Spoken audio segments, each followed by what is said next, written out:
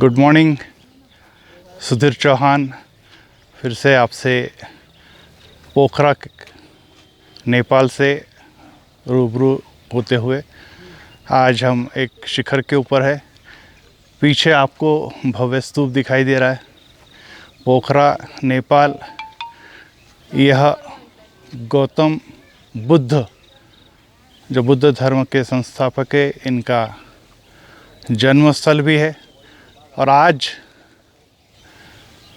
पूर्णिमा है, बुद्ध पूर्णिमा, और बुद्ध पूर्णिमा अर्थात गौतम बुद्ध जी का जन्म। यहाँ से नज़दीक कपिलवस्तु लुम्बिनी में आपका जन्म हुआ। अर्थात गौतम बुद्ध जो थे वो नेपाल से थे और यहाँ से करीब उन्होंने जन्म लिया। और इस शुभ अवसर पर सभी बुद्ध धर्मियों को बहुत सारी शुभकामनाएं। यहाँ पर एक विशिष्ट कारण से हम यहाँ पर एकत्रित हुए।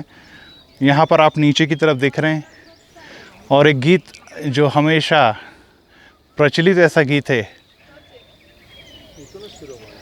आज मैं नीचे नहीं, आज मैं ऊपर आसमान नीचे, आज मैं आके जमाना है पीछे। जी हाँ, ये जो क्लाउड जो है, जो बादल है, आकाश है, वो नीचे दिखाई दे रहा है और हम लोग आकाश से भी ऊपर है। जी हाँ, कई बार हम लोग नज़ारा देखते हैं कि एरोप्लेन में से आकाश के बीच में से, आकाश के ऊपर से होकर गुजरते हैं, लेकिन इस समय हम लगभग 4500 फीट की ऊंचाई पर है और यहाँ से हम नीचे पर्वतों की शिखर, जिसके बारे में आप अच्छी तरह से जानते हैं कि माउंट एवरेस्ट या एवरेस्ट रेंज है, ये शिखर, ये श्रृंखला माउंट एवरेस्ट की श्रृंखला है जो बिखरी हुई है। सभी हरियाली और पर्वतों के ऊपर वनों से घिरी हुई है। और इस समय हमें दिखाई दे रहा है कि जो आकाश वो काफ़ी नीचे है। इस समय हम लोग जो यहाँ पर एकत्रित हुए हैं वो उस नेपाल के एक खूबसूरत दर्शन के लिए एकत्रित हुए हैं। और वो दर्शन ये है कि हम लोग यहाँ पर सूर्य का भारत देश में या सूर्य का नेपाल देश में किस प्रकार से यहाँ पर उदय होता है, ये इसका नज़ारा देखने के लिए एकत्रित हुए हैं। आप आकाश में देख रहे हैं कि एक तरफ बहुत ही सुंदर लालिमा फैली हुई है। जो ये लालिमा ये बात को प्रदर्शित करती है कि अब कुछ ही देर में सूर्य का उदय होने वाला है। और ऐसे समय में आपको पीछे की तरफ एवरेस्ट की रेंज या एवरेस्ट की शिखर भी दिखाई दे रहा है। ये विहंगम दृश्य जो है वो बहुत ही खूबसूरत ऐसा दृश्य है। नेपाल, कई लोगों को इसके बारे में बहुत सी जानकारी नहीं। ने एक बहुत बड़े सन्यासी या संत का नाम था और बाद में इस संत को जो है एक राजा ने अपना सलाहकार काउंसलर करके निर्मित की और आगे जाके इस ने के आधार पर नेपाल नाम पड़ा, ऐसा प्रचलन है। पाल का अर्थ है पवित्र गुफाएं, नेपाल का अर्थ है पवित्र गुफाएं। और एक ऐसी मान्यता है कि यहाँ के राजा थे, उनको भी नेपा राजा कहते थे और नेपा राजाओं के नाम पर भी इस नेपाल की नाम पड़ा। तो ऐसी अनेक नेपाल के बारे में मान्यता है। नेपाल की विशेषता ये है कि विश्व में ये एकमेव ऐसा राष्ट्र है जो हिंदू राष्ट्र के रूप में जाना जाता है। भारत ये बहुधर्मीय राष्ट्र है, धर्मनिरपेक्ष जिसे कहते हैं, लेकिन नेपाल यह जैसे कुछ राष्ट्र मुस्लिम धर्मीय है, कुछ राष्ट्र बौद्ध धर्मीय है, कुछ राष्ट्र जैसे क्रिश्चियन धर्मीय है या ईसाई धर्म को मानने वाले राष्ट्र है। तो नेपाल ये हिंदू राष्ट्र के रूप में माना जाता है क्योंकि यहाँ की 81% जो जनसंख्या है वो हिंदू धर्मीय है। उसके पश्चात बौद्ध धर्मीय आते हैं क्योंकि बौद्ध धर्म का विकास ही यहीं से हुआ है। लुम्बिनी, जैसे मैंने आपको बताया कि गौतम बुद्ध का जन्म स्थल है, तो स्वाभाविक है कि यहाँ पे दूसरे क्रमांक पे बौद्ध और तीसरे क्रमांक पर क्रिश्चियनिटी आती है। 10% यहाँ जो कुल पॉपुलेशन है उसके लगभग 10%, 3 करोड़ पॉपुलेशन में से लगभग 30 लाख लोग क्रिश्चियनिटी को मानने वाले हैं, और भारत में 5% है, अर्थात भारत के मुकाबले परसेंटेज के हिसाब से देखा जाए तो क्रिश्चियनिटी नेपाल में अधिक है। तो इस प्रकार से इस नेपाल की यहाँ पर हमने जानकारी देखी है।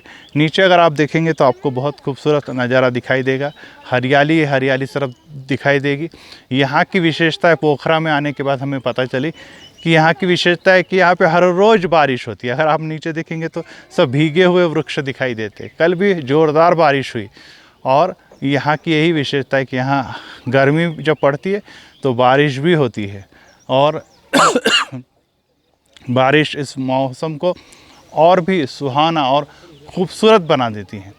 तो अभी यहाँ पर सूर्य प्रकाश की और सूर्य के उदय होने की हम राह देख रहे हैं, और जल्दी हम इसका नज़ारा भी आपके सामने दिखाएंगे कि किस प्रकार से सूरज, जो विश्व की सबसे ऊंची शिखर पर्वत माउंट एवरेस्ट, कंचनजंगा, K2, इसके बीच में से होते हुए हमें दिखाई देता है।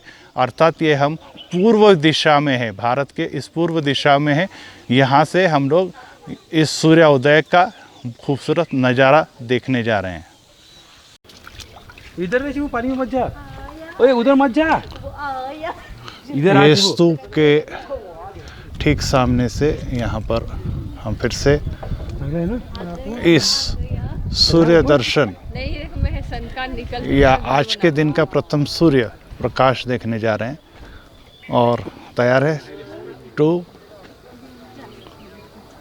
5 4 3 2 1। जी ये माउंट एवरेस्ट अन्नपूर्णा के पीछे से झांकता हुआ खूबसूरत नज़ारा सूर्य दर्शन का।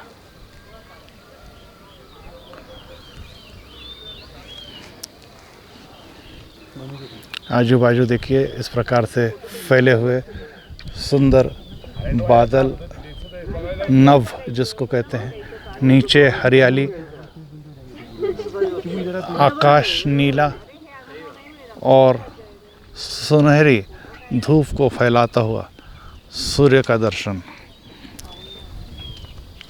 इस प्रकार से भारत देश में, नेपाल देश में ये उदय होने वाला सूर्य अब लगभग सुबह के यहाँ पर 5:30 बज चुके हैं, और ये सूर्य का नज़ारा आप लोग देख रहे हैं। सूर्य ये महत्वपूर्ण घटक है। सूर्य अगर है तो वनस्पति है, सूर्य है तो हरियाली है, सूर्य है तो पानी है, सूर्य है तो वन जीवन है, सूर्य है तो मनुष्य है।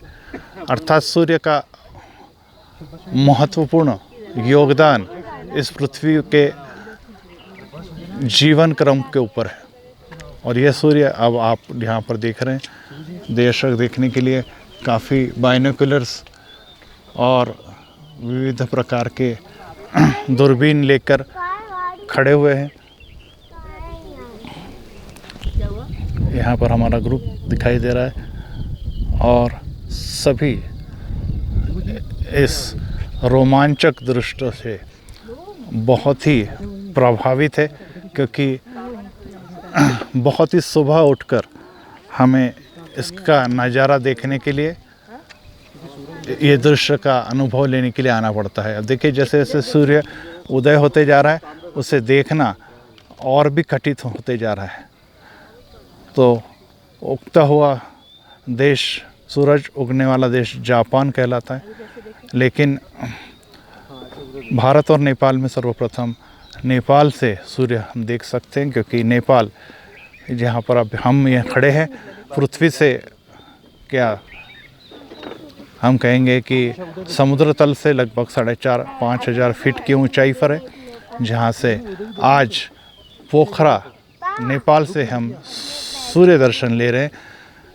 और सभी दर्शक, सभी इस दृश्य को देखने वाले बहुत ही प्रभावित है, क्योंकि ये नज़ारा 24 घंटे में एक ही बार देखने को मिलता है। इतना ही नहीं, बल्कि जैसे मैंने आपको कहा कि पोखरा में हर रोज़ बारिश होती है और बादल छाए रहते हैं।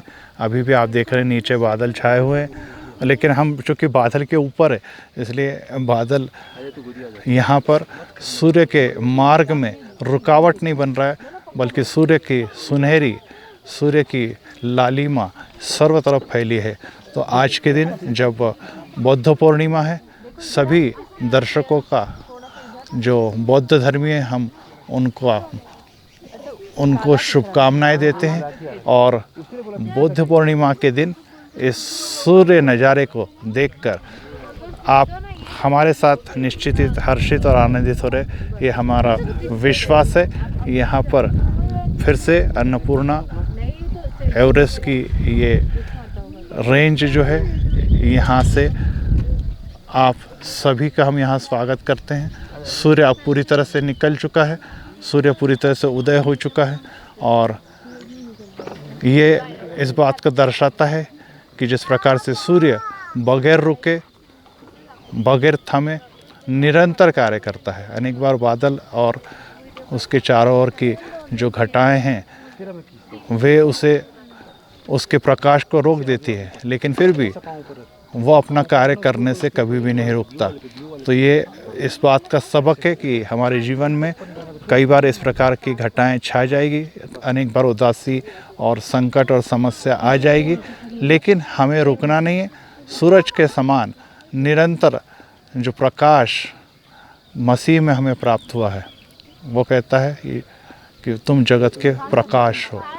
तो इस प्रकाश को हमें प्रकाशित करने रहना है। सूर्य पृथ्वी को प्रकाशित करता है, सूर्य चंद्रमा को प्रकाशित करता है, सूर्य सभी ग्रहों को प्रकाशित करता है, लेकिन हम इस दुनिया को प्रकाशित करने के लिए परमेश्वर के द्वारा रचे हुए उसके पात्र हैं। तो आइए इस प्रकाश को हम सदैव फैलाते रहे। इसी शुभकामना के साथ पोखरा के इस अन्नपूर्णा रेंज से सुधीर चौहान के साथ ओजस, नेपाल। ग्लोरियस नेपाल के अंतर्गत आज एक और नज़ारे को आप देख रहे हैं, देवी फॉल।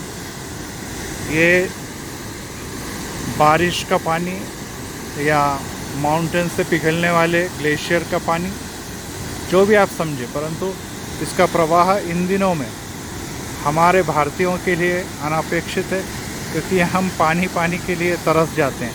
लेकिन यहाँ पर जो आवाज़ आपको इस वाटरफॉल की या इस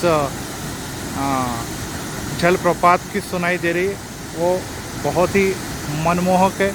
झाड़ियों से घिरा और चट्टानों के बीच में से एक फॉल कुछ क्षण के लिए गायब हो जाता है और ये पर्यटकों का विशेष आकर्षण का केंद्र रहा है।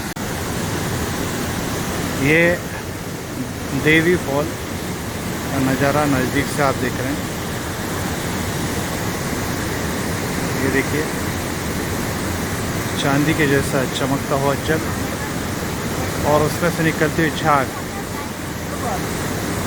ये कितने ऊपर से, अर्थात अन्नपूर्णा हिमालय की गोद से बहता हुआ पानी जिस तेज़ी से नीचे आ रहा है, वो बहुत ही मनमोहक है। बहुत से दर्शक देखने के लिए उत्सुक है। झाड़ियाँ,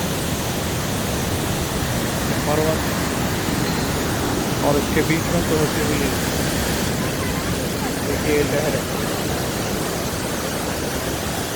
बहुत ही बढ़िया दर्शन यहाँ पर दिखाई दे रहा है, परंतु यहाँ से ये लहरें जो है, ये हम कहेंगे जल प्रवाह जो है गायब हो जाता है और फिर उसके बाद अचानक वापस आपको प्रदर्शित होते हुए दिखाई देता है।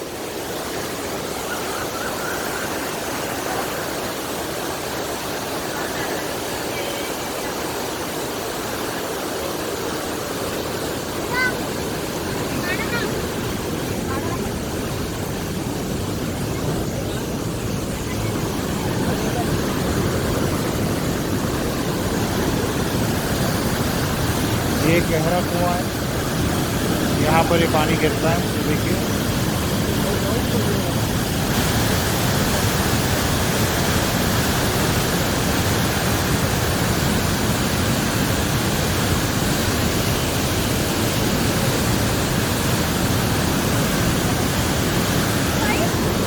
गहरे कुएं में गिरकर ये पानी कुछ समय के लिए गायब हो जाता है, दिखाई नहीं देता, और बाद में कुछ क्षण के बाद ये हमें वापस दिखाई देने लगता है। देखें नज़ारा उस गहरे काले घने कुएं का।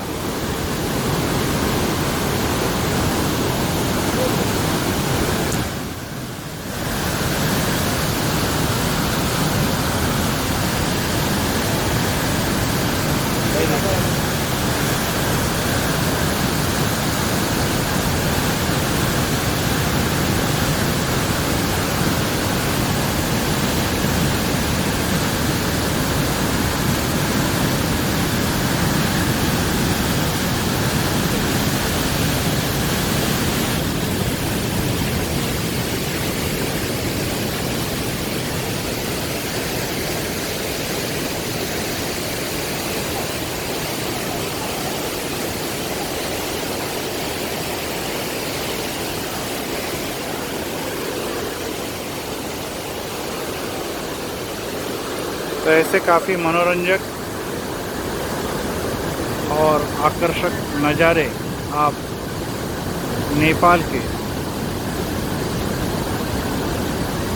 गोरखा इस भाग में देख सकते हैं।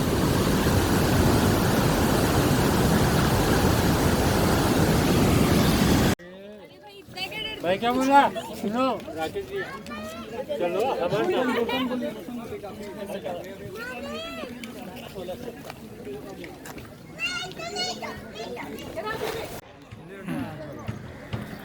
फेविलेक, इसमें नौका विहार, बोट सेब यात्रा।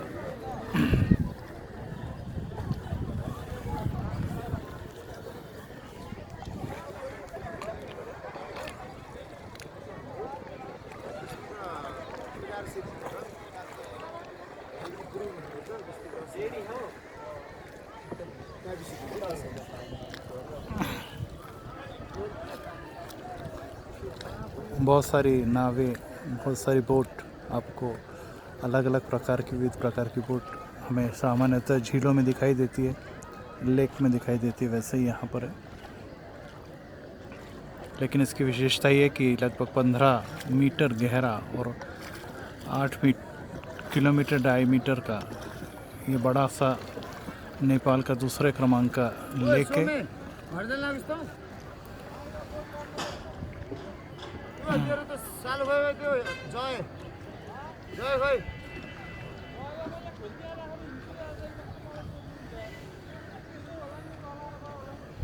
त्यो लाटो त्यो लाठी के हो तीनजना घर निकाल्दो अनि त्यो जयले उता लरालिदिन्छ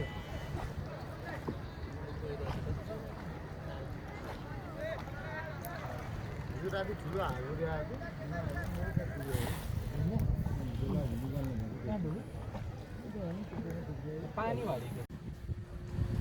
यहाँ की लेक, यहाँ के इस प्रकार की झील हमें मॉरिशस या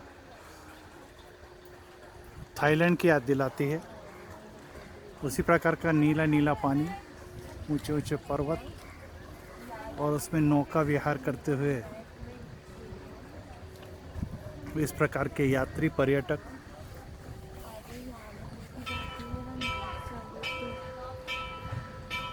जब भी आप नेपाल आए तो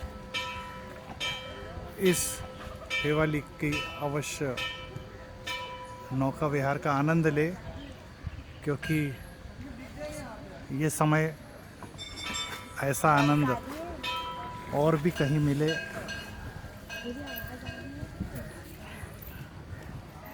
इसकी कोई गारंटी नहीं है। ये अपना खुद का वजूद और खुद की गहरी सभ्यता को बनाए हुए है। पीछे बजते हुए घड़ियाल ये बता रहे हैं कि हर झील, हर स्थान किसी न किसी मंदिर से साथ जुड़ा हुआ है। तो पर्यटक धार्मिक स्थलों का भी आनंद उठाते हैं।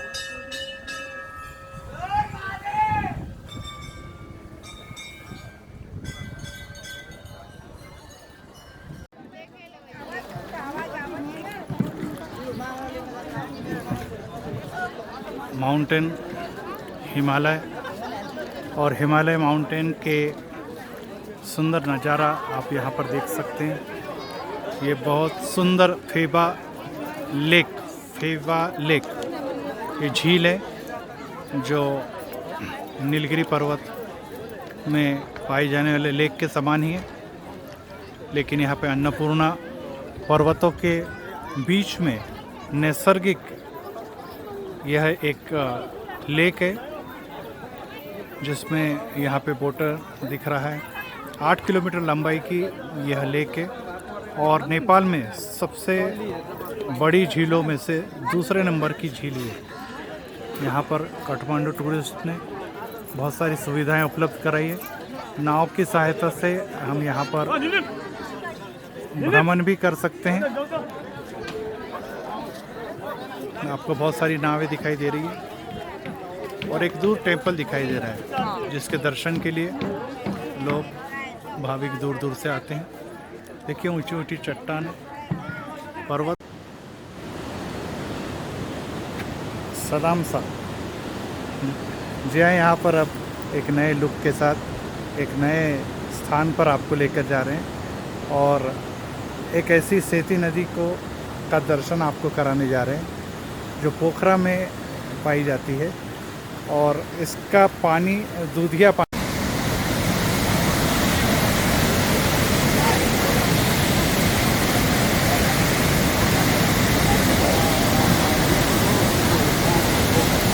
ये देवी फॉल वाटरफॉल है जिसका ये दूसरे एंगल से खींचा हुआ है।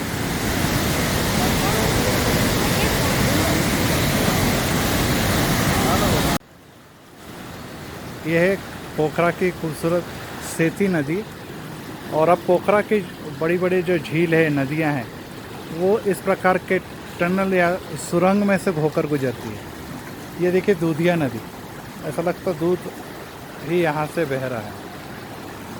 और अभी भी देखिए गर्मी के दिन है और पानी का फोर्स, पानी का प्रवाह आप देख सकते हैं, बड़ा ही तेज प्रवाह है। और यहाँ पर एक सुंदर दोनों तरफ से यहाँ पर इस प्रकार के ब्रिज बनाए हुए, ब्रिज के बीच में से हमारे पैरेलल ये नदी चलती है इस प्रकार से और हम यहाँ पर इस प्रकार से चलते हैं। दूसरा, ये नदी के नीचे और एक नदी है। एक विशेष बात है, इस नदी के नीचे और एक नदी है और वो नदी की आवाज़ आप शायद सुन रहे होंगे, लेकिन वो काफ़ी गहराई में है, काफ़ी गहराई में वो नदी। देखिए आपको दिखाई दे रही है, एक नदी के नीचे और एक नदी है और ये अंधेरे के कारण आपको शायद दिखाई नहीं दे रही होगी। देखिए ये एक और नदी है, एक नदी के नीचे और एक नदी, सेती नदी नाम बता रहा हूँ मैं, सेती नदी है और ये काफ़ी गहराई में पाई जाने वाली नदी है। देखिए अब कितने बड़े बड़े सुंदर मनमोहक चित्त विराधक यहाँ पे वृक्ष है, अलग अलग प्रकार के वृक्ष और वृक्ष की घाट, इस प्रकार की घाटियों में, वादियों में गहराई से जाती हुई ये नदी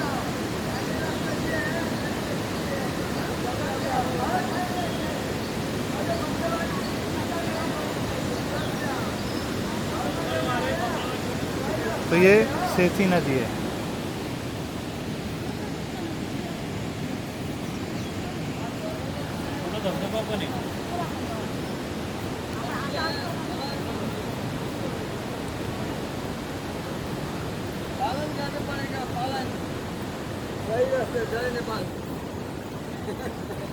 reporter from India, reporter from India. क्या नाम है आपका? मेरा राम है। राम है? राम। अच्छा। हम ये मंदिर का काम करते हैं। हाँ।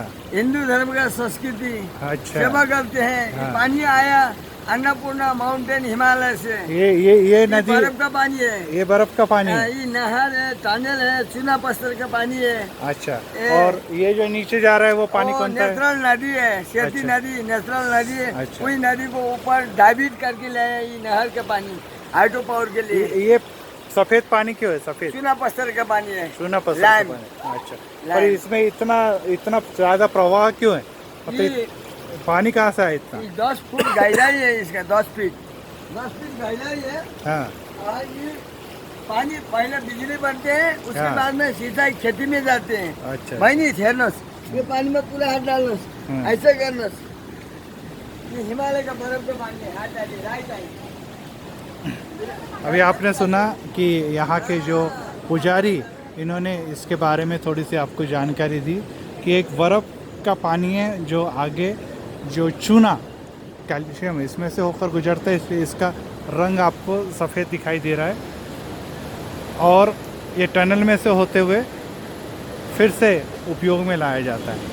तो अब आप फिर से वापस आएंगे इस गहराई की ओर, और इस गहराई में आपको जब प्रवेश करेंगे तो बहुत गहरा है। लगभग अगर मैं यहाँ से कहूँ तो 20-25 मंजिल इमारत की ऊंचाई पर हम लोग खड़े हैं, और सेती नदी जो है वो यहाँ से बहती है। पीछे आपने एक टावर देखा है जिसमें हमने आपको बताया कि देवी वाटरफॉल था। देवी वाटरफॉल उसका नाम इसलिए पड़ा कि देवी नाम की लड़की उस वाटरफॉल को देखते देखते अचानक गिर पड़ी, और वो फॉल जो है वो एक कुएं में गिरता है, और वो कुएं के बाद वो सुरंग में से होते हुए इस पूरे पोखर नगर को क्रॉस करते हुए शहर से बाहर आता है। कैसे आता है कि यहाँ पर देखिए ऐसा आता है। बाकी पूरा भाग जो है वो टनल के अंदर है, भूमिगत टनल के अंदर है। तो ये बात जानने पर कि देवी एक लड़की, एक तरुणी जो गिरकर इसकी मृत्यु हो गई, उसके नाम पर इसे देवी टनल ऐसा कहा गया है। फिर से वापस देखिए झाड़ियों से घिरा हुआ खूबसूरत ये सेती नदी का और समुद्र के इस पानी का संगम आपको दिखाई दे रहा है। और शाम अब होते आ रही है। सवेरे हमने शुरुआत की थी सूरज से, और सूरज में हमने देखा था कि सूरज की किरणें किस प्रकार से निकलती है। अब ये सूरज डूब रहा है, ढल रहा है। वैसे वैसे हमारा आज का दिन भी ढल रहा है, और आपकी इस यात्रा में भी फिर से आपका हमारे साथ होना, आपका हमारे इस वीडियो को उत्तेजन या सपोर्ट देना, ये हमारे लिए बहुत ही आनंददायी बात है। मुझे सही में खुशी हो रही है कि आज नेपाल के एक और शहर पोखरा, इसका दर्शन हम लोगों ने किया है, और यहाँ के निसर्ग, यहाँ की प्रकृति और यहाँ के ईश्वर ने बनाए हुए खूबसूरत भागों का दर्शन हमने किया है। तो पोखरा से, नेपाल से आपका रेवरेंड सुधीर चौहान।